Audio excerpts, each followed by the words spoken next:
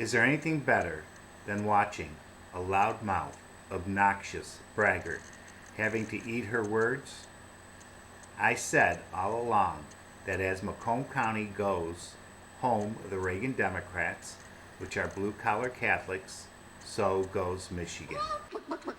Kristen Welker mentioned in the final day of campaigning, Michigan has emerged as perhaps an unexpected battleground, was one of the final stops for the candidates and their surrogates. It is good to see their governor. Is Michigan really a battleground right now, or has Secretary Clinton and her campaign just been shoring up a state they think they have? No, I think it's the latter. I think that we are feeling so great. In fact, if I were feeling any more great about this election, they'd have to arrest me.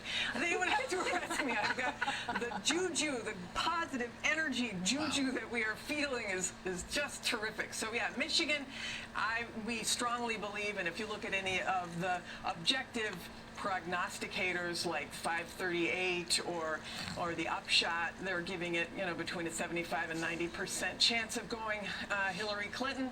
And of course, we know that Michigan and New Hampshire and Pennsylvania are game day states, and that's why they spent time there to shore up what they know is necessary for them and to make sure that Donald Trump didn't have a sneak in under the wire late victory. Governor, you're practically out of breath. You're so excited about the outcome here. That is. What would you say? I mean, you don't want to get too overconfident. The votes haven't been cast yet. Where are the areas of concern for you in the Clinton campaign, if not in the state of Michigan? Yeah, I don't think it's in Michigan. I mean, I was predicting yesterday that I was predicting that we would take Ohio too.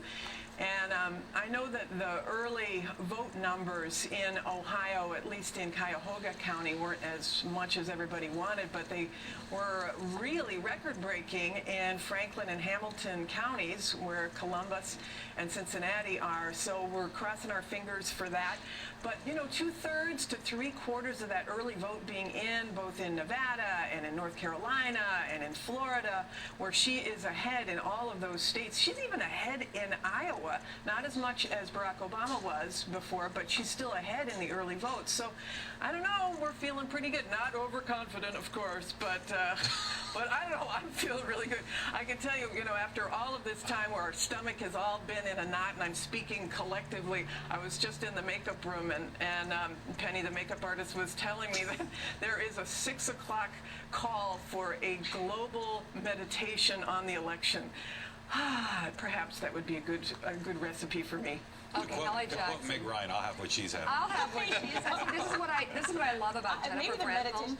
Hallie, you have to ask her a question that gets that Democratic National Convention Jennifer Granholm to come out, because she's right there. She's right at the line. She's already there. Yeah, on the edge. It's the one that. Yeah, look, there you go. Go, Hallie, go. Because go you say you're not overconfident, but you sound incredibly confident. And it's interesting to me that you talk about Ohio, because that is a place that I think a lot of operatives on both sides say is really an uphill challenge for Hillary Clinton. And so I wonder what you are seeing there that gives you room for optimism, other than, as Mark says, whatever your sort of your excitement is today, right? I'm drinking coffee, so it's really nothing illegal. But talk Ohio, because that is a surprising one. So, I'm not sure even the Clinton campaign feels all that confident about Ohio. I know, and perhaps it's because I've been talking to the chairman of the Ohio Democrats, David Pepper, who has been sending me all these clips about what early voting looked like. Like there were lines, and there was sort of there's a party atmosphere, and it was down the block, and they were seeing these incredible, especially late numbers out of Cuyahoga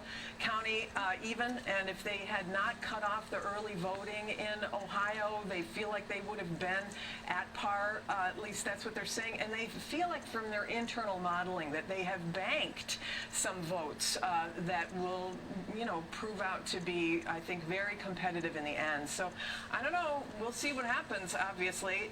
But I hope when you talk to me tomorrow morning, we will say that not only did she take all of the battleground states, but even the ones where y'all were, skeptical. I hope that she's victorious, because ultimately you want to be able to have her come in with a message of unity, where she says the country, even those, as she's saying now on the campaign, that didn't vote for her, even those who were angry because of lost jobs and all of that, that they feel like they have a president who speaks for them, and that obviously is a message that's important for the Midwest.